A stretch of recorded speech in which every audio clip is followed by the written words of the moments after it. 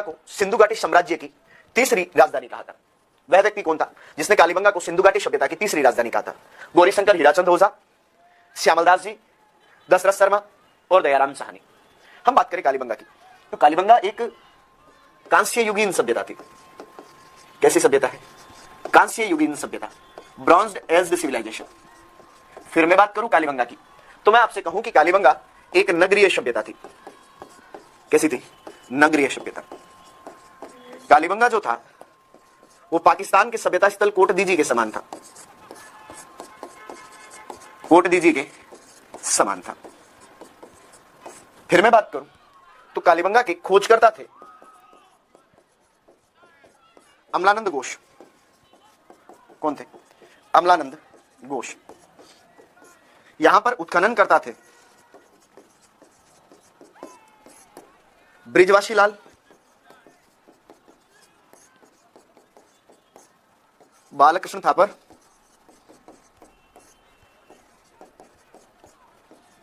MD खरे और SP Singh. आगे बात समझ में? तो ध्यान रखना, कालीबंगा को सिंधु घाटी साम्राज्य की तीसरी राजधानी कहने वाला व्यक्ति कौन था? दशरथ शर्मा। कभी किसी समय में इतिहासकार पिगट ने कहा था कि हड़प्पा और मोहनजोदड़ो सिंधु घाटी सभ्यता की दो जुड़वा राजधानियां हैं और सिंधु घाटी सभ्यता की तीसरी राजधानी कालीबंगा को बताने वाले कौन थे? इतिहासकार डॉक्टर दशरथ शर्मा। अगला, गणेश्वर से प्राप्त मृदबांड किस प्रकार के हैं? गैरिक मृदबांड, लाल बर्तन, दूसर चित्रित मृदबांड और उत्तरी कृष्ण मर्जित मृदबांड। बताओ बेटा, गणेश्वर सभ्यता से हमें कैसे मृदबांड प्राप्त हुए? गैरिक मृदबांड, लाल बर्तन, चित्रित दूसर मृदबांड, उत्तरी कृष्ण मर्जित मृदबांड। मैं बात करूं गणेश्वर सभ्यता की, तो मैं आपसे कहूं कि राजस्थान के सिक्कर जिले में, और सिक्कर जिले में भी नीम का थाना क्षेत्र। कौन सा क्षेत्र? नीम का थाना क्षेत्र।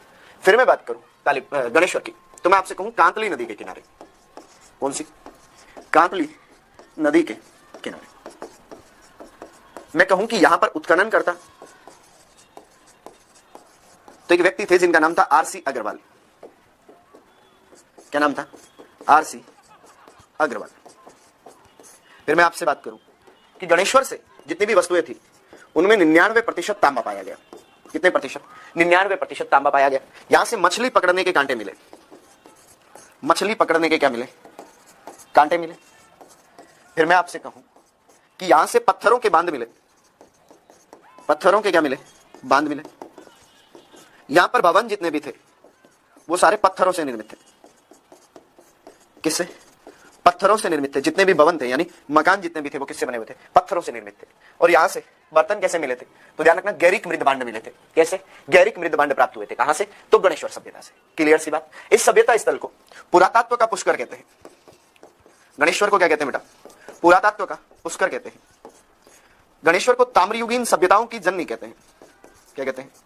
ताम्रयुगीन सभ्यताओं की जननी कहा जाता है, जबकि आहड़ को ताम्रवती नगरी कहते हैं। ध्यान रखना, ताम्रयुगीन सभ्यताओं की जननी कह दे तो गणेश्वर, और ताम्रवती नगरी कह दे तो कौन सी सभ्यता?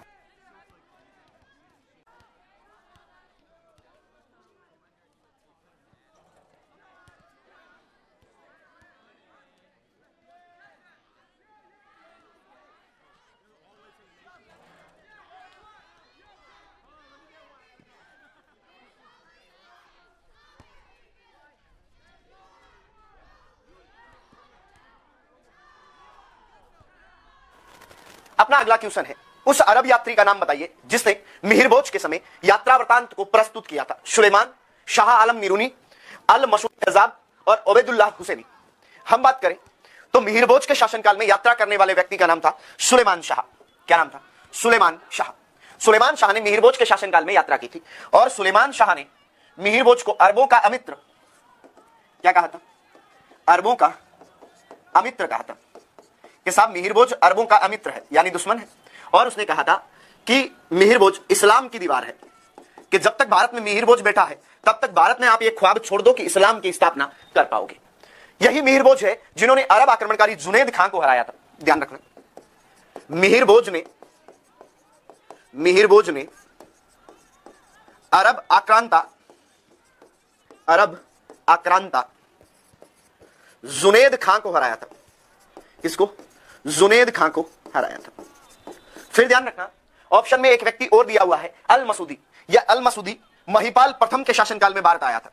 पतियार शासक था महिपाल, और उस महिपाल के शासनकाल में भारत की यात्रा की थी। महिपाल के शासनकाल में भारत की यात्रा की थी। किसने? अल मसूदी ने। तो ध्यान रखना, सुलेमान शाह किसके शासनकाल में? मिहिरभोज के शासनकाल में। उसने मिहिरभोज को अरबों का मित्र तथा इस्लाम की दीवार कहा था, और इसी मिहिरभोज ने अरब आक्रमणकारी जुनैद खां को हराया था। और अल मसूदी किसके शासनकाल में? तो महिपाल के शासनकाल में भारत आया था। अगला है, जोधपुर के किस राजा को अकबर ने सवाई राजा की उपाधि प्रदान की थी? जोधपुर के कौन से राजा को अकबर ने सवाई राजा की उपाधि दी थी? मोटा राजा उदय सिंह, महाराजा गज सिंह, महाराजा सूर सिंह और जसवंत सिंह प्रथम। बताओ बेटा,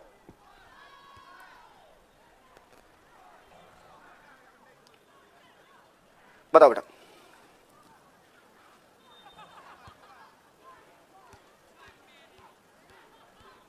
जल्दी से बताओ बेटा। हम बात करें, देखो, मोटा राजा उदय सिंह। तो मोटा राजा उदय सिंह वही है जिन्होंने 1570 के नागौर दरबार में अकबर की अधीनता स्वीकार की। ध्यान रखना, 1570 के नागौर दरबार में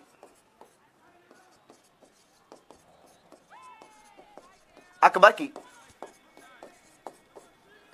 अधीनता स्वीकार की। फिर मैं बात करूं महाराजा गज सिंह, तो ध्यान रखना, गज सिंह जी जहांगीर व शाहजहां के समकालीन थे। जहांगीर वे शाहजहां के समकालीन थे। फिर मैं आपसे बात करूं कि जो जहांगीर है, उस जहांगीर ने इनको दल थम्बन की उपाधि दी थी। किसकी? दल थम्बन की उपाधि दी थी। फिर हम बात करें सूर सिंह जी, किसकी बात करें? महाराजा सूर सिंह। तो सूर सिंह जी अकबर और जहांगीर के समकालीन थे। किस किसके? तो ध्यान रखो, अकबर वे जहांगीर के समकालीन, और अकबर ने ही इनको सवाई की उपाधि दी थी। कौन सी उपाधि? सवाई की। अकबर के दो पुत्र थे, शाह मुराद और शाह दानियाल। ये दोनों बेटे गुजरात अभियान में जब फंस गए थे, तो अकबर के इन दोनों बेटों को गुजरात अभियान से वापस लाने वाला व्यक्ति था, जिनका नाम था सूर सिंह जी। क्या नाम था? सूर सिंह जी। तो अकबर ने सवाई की उपाधि किसको दी थी? सूर सिंह जी को सवाई की उपाधि दी थी। फिर मैं बात करूं जसवंत सिंह की, तो जसवंत सिंह जी शाहजहां व औरंगजेब के समकालीन थे। शाहजहां व औरंगजेब के समकालीन थे। इन्होंने मुगल उत्तराधिकार संघर्ष में भी भाग लिया था। किसने? जसवंत सिंह प्रथम ने।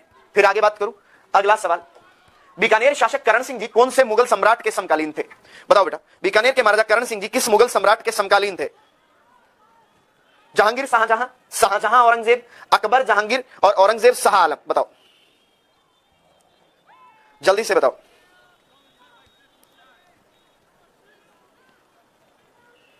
जल्दी से बताओ बेटा। बीकानेर के महाराजा करण सिंह जी किस मुगल बादशाह के समकालीन थे? मैं बात करूं बीकानेर के महाराजा करण सिंह जी की, तो मैं कहूं करण सिंह जी की एक पुस्तक थी। करण सिंह जी की एक पुस्तक थी, और करण सिंह जी की उस किताब का नाम था अपने साहित्य कल्पद्रुम। क्या नाम था?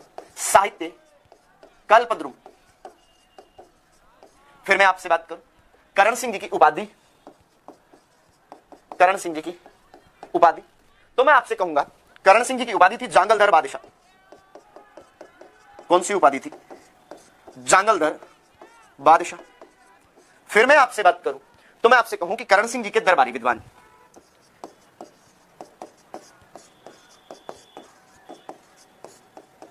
तो करण सिंह जी के दरबार में दो व्यक्ति थे।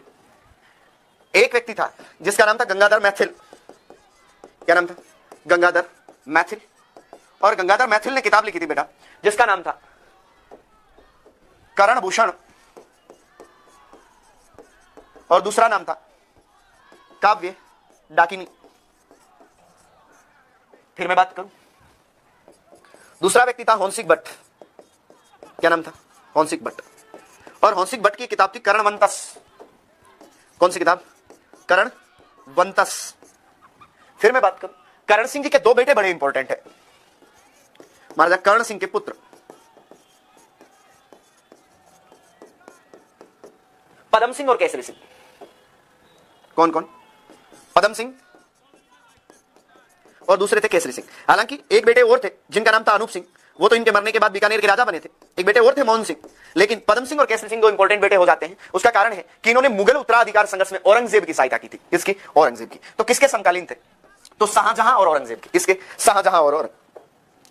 अकबर का नवरत्न, जिसने बंगाल, उड़ीसा, बिहार में अफगानों के विद्रोह दबाने में अहम भूमिका निभाई थी, जय सिंह, मान सिंह, राम सिंह और माधव सिंह। बताओ बेटा अकबर का कौन सा नवरत्न था जो बंगाल, उड़ीसा तथा बिहार के अफगान विद्रोह में अहम भूमिका निभाई थी?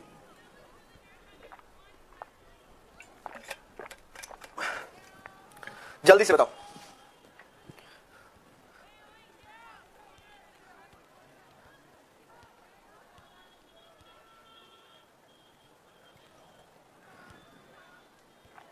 जल्दी से बताओ भाई।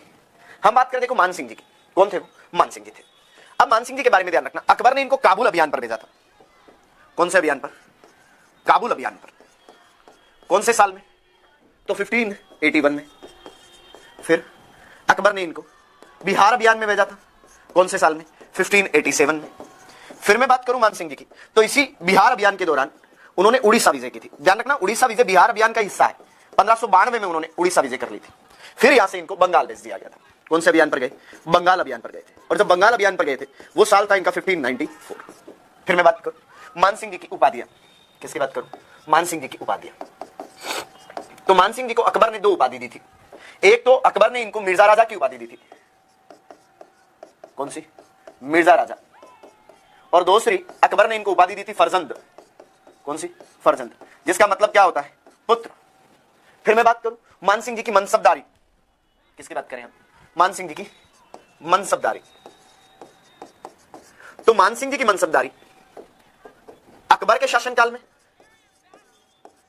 और मान सिंह जी की मनसबदारी जहांगीर के शासनकाल में, क्योंकि वो अकबर और जहांगीर दोनों के समकालीन थे। जब अकबर के शासनकाल में थे तो उनकी मनसबदारी थी 5000।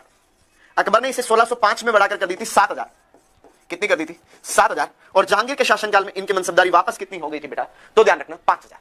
आगे बात करें, अगला सवाल। तो अगला क्वेश्चन, अकबर ने चित्तौड़ दुर्ग पर अधिकार कब किया था? 15 अक्टूबर 1562, 23 अक्टूबर 1567, 25 फरवरी 1528 और 15 जून 1572। बताओ बेटा अकबर ने चित्तौड़ दुर्ग पर अधिकार कब कर लिया था?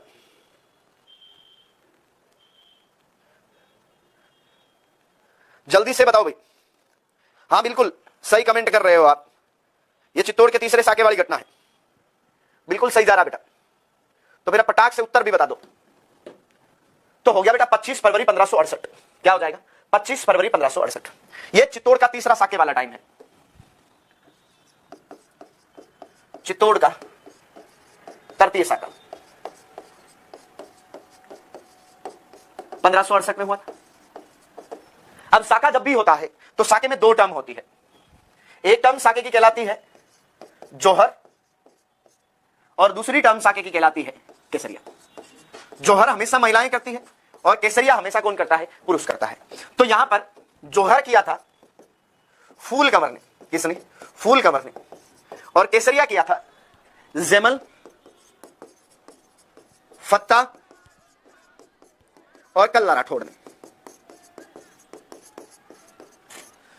फिर मैं आपसे बात करूं तो मैं आपसे कहूंगा कि अकबर ने एलची नामक सिक्का चलाया था। इसके बाद अकबर ने एलची सिक्का चलाया था चित्तौड़ में। कौन सा सिक्का चलाया था? तो एलची नाम का एक सिक्का चलाया था और 30,000 लोगों का कत्लेआम करवा दिया था। 30,000 लोगों का कत्लेआम करवाया।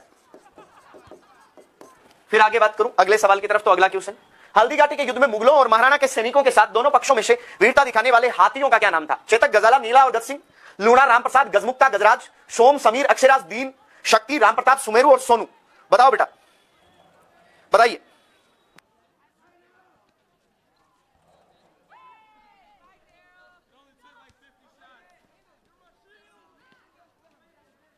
जल्दी से बताओ बेटा, हल्दीघाटी के युद्ध में प्रताप और अकबर की तरफ से वीरता दिखाने वाले हाथियों का क्या नाम था? देखो हम बात करें कि अकबर के हाथी, अकबर के हाथी, तो अकबर का हाथी था गजमुक्ता, गजराज, रणमदार और मानसिंह जिस हाथी पर बैठा था उसका नाम था मर्दाना।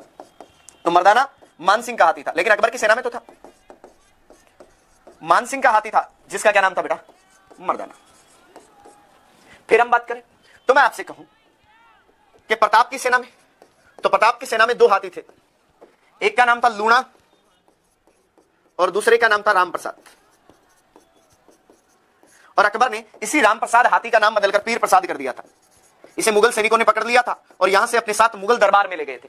तो इसी का नाम बदलकर अकबर ने क्या कर दिया था बेटा, पीर प्रसाद कर दिया था। आगे बात समझ में, तो ध्यान रखना कौन कौन से, तो लूणा, राम प्रसाद, गजमुक्ता और गजराज, ये हाथी अकबर और महाराणा प्रताप की सेना में थे जो हल्दी घाटी के युद्ध में लड़े थे। अगले सवाल की तरफ बात करूं मैं, तो अपना अगला क्वेश्चन, राजवी, सरदार, मुत्सदी और गनायत किस राज्यों के सामंतों की श्रेणियां थी? बताओ बेटा, राजवी, सरदार, मुत्सदी और गनायत किस राज्यों के सामंतों की श्रेणियां थी? मारवाड़, हाड़ौती, जयपुर और मेवाड़। बताओ भाई, बताओ भाई, जल्दी से बताओ। राजवी, सरदार, मुत्सदी और गनायत किस राज्य की सामंतों की श्रेणियां थी? मैं बात करूं, राजवी, सरदार, मुत्सदी और गनायत मारवाड़ के सामंतों की श्रेणियां थी। कहां की? मारवाड़ रियासत के सामंतों की श्रेणियां थी। जबकि मेवाड़ में सामंतों की 3 श्रेणियां हुआ करती थी। कितनी? 3। और मारवाड़ में कौन कौन सी? तो राजवी, सरदार, मुत्सदी और गनायत। आगे बात समझ में, फिर आगे बात करूं। अगला, राजस्थान के कोटा राज्य में 1857 के महान विद्रोह यानी प्रथम स्वतंत्रता संग्राम का नेतृत्व करने वाले थे पंडित नैनूराम शर्मा तथा विजय सिंह पथिक, ठीक है, लाला हरदयाल तथा मेहराब खां, ठीक है, खुशहाल सिंह तथा राम सिंह तथा लाला जयदयाल और मेहराब खां। बताओ बेटा, 1857 की क्रांति के समय कोटा राज्य में विद्रोह का नेतृत्व करने वाले लोग कौन कौन थे? मैं बात करूं बेटा, इस समय कोटा के जो राजा थे उनका नाम था राम सिंह सेकंड। क्या नाम है? राम सिंह सेकंड। कोटा में पॉलिटिकल एजेंट था जिसका नाम है मेजर बर्टन। क्या नाम है? Major Burton. कोटा में विद्रोही कौन कौन थे? तो कोटा में विद्रोही थे वकील जयदयाल, रिशालदार मेहराब खां,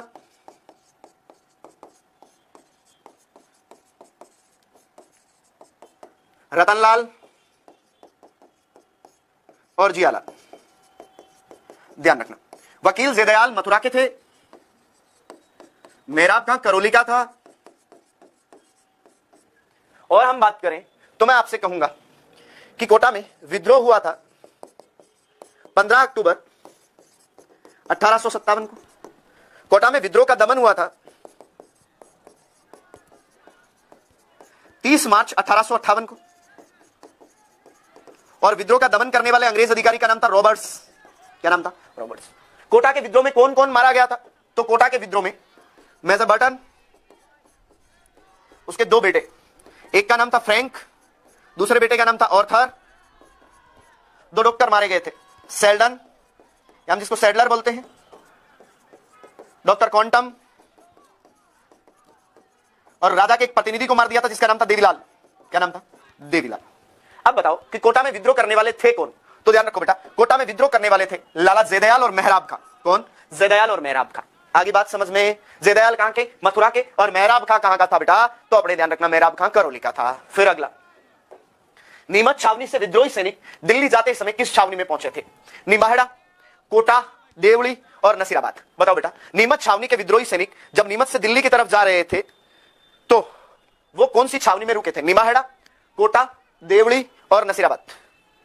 बताओ भाई, अच्छे बच्चों की तरह, गुड बच्चों की तरह जल्दी से बताओ। अब देखो, मैं बात करूं नीमच छावनी से, तो नीमच छावनी में विद्रोह हुआ था 3 जून 1857 को। कितनी तारीख को? 3 जून 1857 को।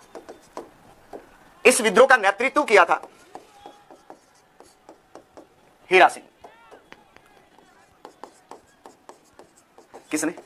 हीरा सिंह। यहां से जब निकले थे तो निम्बाहेड़ा में उनका जनस्वागत हुआ था और शाहपुरा के राजा लक्ष्मण सिंह ने इनकी मदद की थी। तो ध्यान रखना, कहां के राजा? शाहपुरा के राजा लक्ष्मण सिंह ने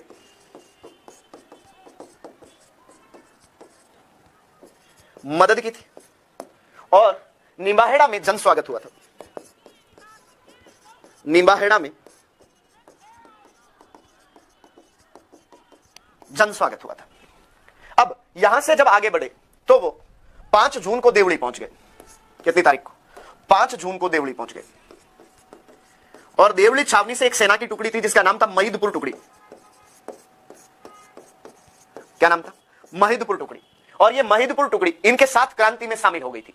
कौन सी टुकड़ी? महिदपुर टुकड़ी। इनके साथ विद्रोह में क्या हो गई थी बेटा? शामिल हो गई थी। आगे बात समझ में क्लियर सी बात है? तो ध्यान रखना, देवली छावनी की कौन सी टुकड़ी विद्रोह में शामिल हुई थी? तो उस टुकड़ी का नाम था महिदपुर टुकड़ी। फिर अगला, 1857 के दौरान लिखित पुस्तक मांझा प्रवास के लेखक कौन थे? विष्णु गोडसे, सीताराम पांडे, नोरगोट और मंगल पांडे। बताओ बेटा, 1857 की क्रांति के समय किताब लिखी गई थी जिसका नाम था मांझा प्रवास, और उस मांझा प्रवास नाम की किताब का लेखक कौन था? बताओ।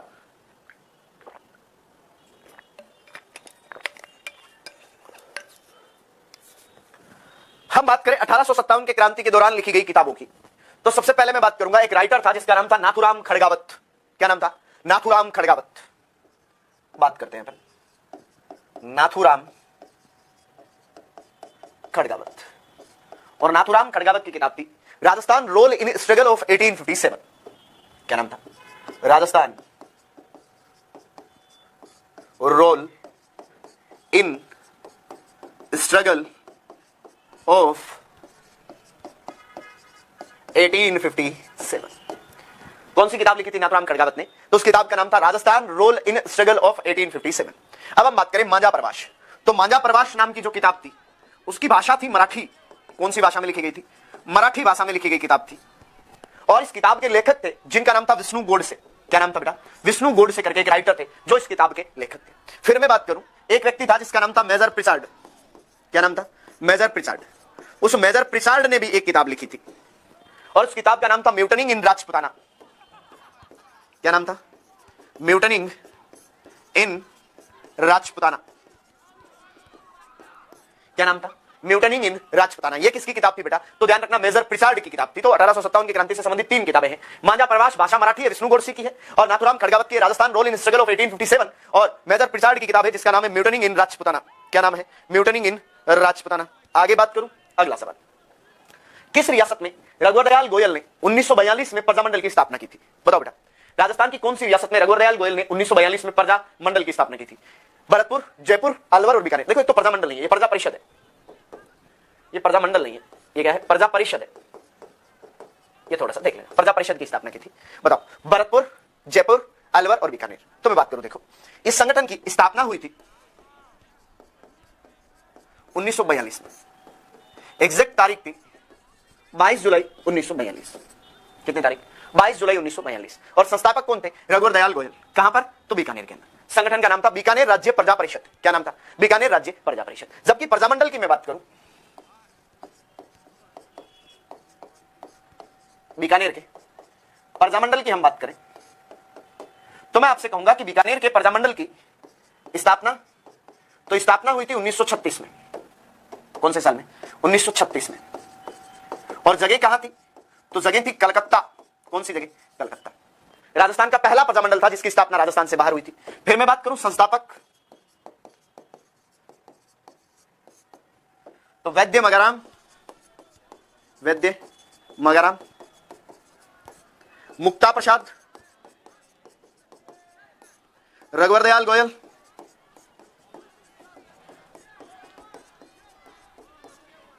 और लक्ष्मी देवी आचार्य। आगे बात समझ में? अगला सवाल, 1938 में स्थापित मेवाड़ प्रजामंडल का प्रथम अध्यक्ष कौन बना था? बताओ बेटा, 1938 में जो मेवाड़ प्रजामंडल की स्थापना हुई थी, इसका पहला अध्यक्ष कौन था? बलवंत सिंह मेहता, माणिक्यलाल वर्मा, भूरेलाल बया और मोहनलाल सुखाड़िया। बताओ बेटा, 1938 में जिस मेवाड़ प्रजामंडल की अध्यक्ष बनी थी वो व्यक्ति कौन था? जल्दी से बताओ भाई, जल्दी से बताओ। साथ ही में मुझे मेवाड़ प्रजामंडल की तारीख और बता दोगे ना तो मेरा जीव खुश सा हो जाएगा, है ना। तारीख और बता दो ना तो मेरा जी राजी हो जाए भाई साहब। जल्दी से बताओ, जल्दी से बताओ भाई।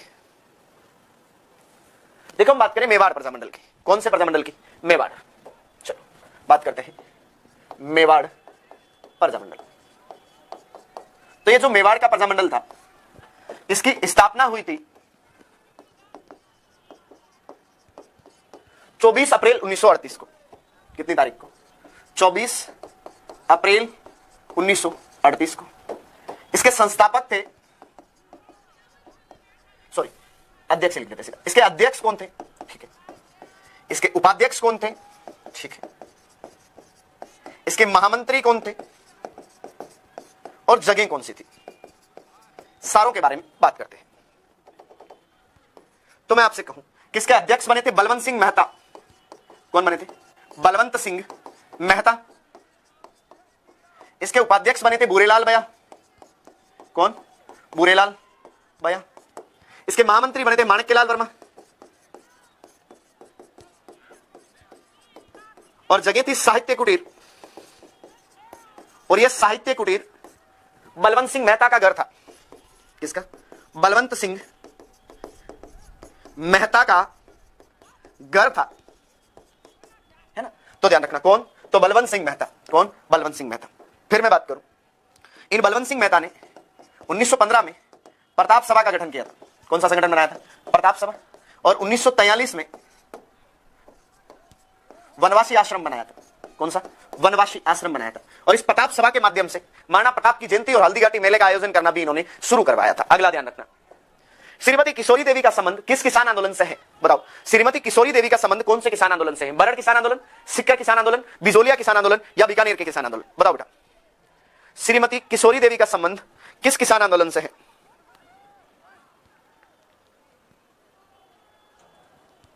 बताओ बेटा। देखो मैं बात करूं, किशोरी देवी जो है वो सरदार हरलाल सिंह की पत्नी है। सरदार हरलाल सिंह की पत्नी है। सरदार हरलाल सिंह भी बड़े किसान नेता हुए थे शेखावटी के अंदर, है ना? तो ध्यान रखना बेटा, सरदार हरलाल सिंह का खुद का एक संगठन था झुंझुनू के अंदर, जिस संगठन का नाम था विद्यार्थी भवन। क्या नाम था? विद्यार्थी भवन। कहां पर?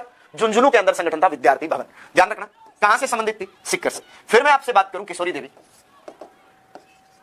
तो कटराथल सम्मेलन 25 अप्रैल 1934 को, इस कटराथल सम्मेलन की अध्यक्ष रही थी किशोरी देवी। अध्यक्ष कौन? तो अध्यक्ष थी किशोरी देवी। और इस कटराथल सम्मेलन की प्रवक्ता थी, उनका नाम था बेटा उत्तमा देवी। क्या नाम था? उत्तमा देवी। किशोरी देवी सरदार हरलाल सिंह की पत्नी थी और उत्तमा देवी ठाकुर देशराज की पत्नी थी। किसकी पत्नी थी? ठाकुर देशराज की पत्नी थी, जिनका क्या नाम है? उत्तमा देवी। तो ध्यान रखना, सिहोट के सामंत मान सिंह ने जब सोतिया का बास नामक स्थान पर महिलाओं के साथ दुर्व्यवहार किया था, तो उसके विरोध में 10,000 महिलाएं एकत्र हुई थी, और उस सम्मेलन का नाम है कटराथल सम्मेलन, और उस कटराथल सम्मेलन की अध्यक्ष बनी थी, जिनका क्या नाम है बेटा? तो ध्यान रखना, किशोरी देवी। अगला, शेखावटी जकात आंदोलन का नेतृत्व किसने किया था? पंडित नरोत्तम लाल जोशी, पंडित टोडरमल, रामकरण आसोपा और अभीन हरि। बताओ बेटा, शेखावटी जकात आंदोलन का नेतृत्व किसने किया था? देखो, जकात कर हुआ करता था एक। कौन सा कर? जकात कर। बात करते हैं उस जकात कर के बारे में। कौन से कर की? जकात कर की। क्या है जकात कर? तो किसी भी कृषि उत्पाद को रियासत के बाहर से खरीदना और बाहर बेचना जकात कर कहलाता है। क्या कहलाता है? कि कृषि उत्पाद को रियासत के बाहर बेचना तथा बाहर से खरीदने पर लिया जाने वाला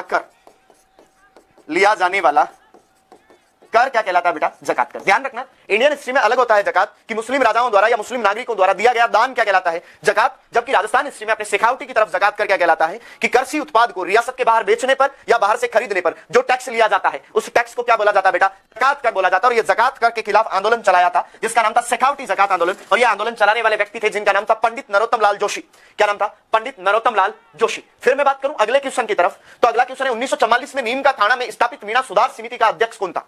बताओ बेटा। बंसीधर शर्मा, राजेंद्र कुमार, छोटूलाल जरवाल और महादेव राम पबड़ी। जल्दी से बताओ भाई।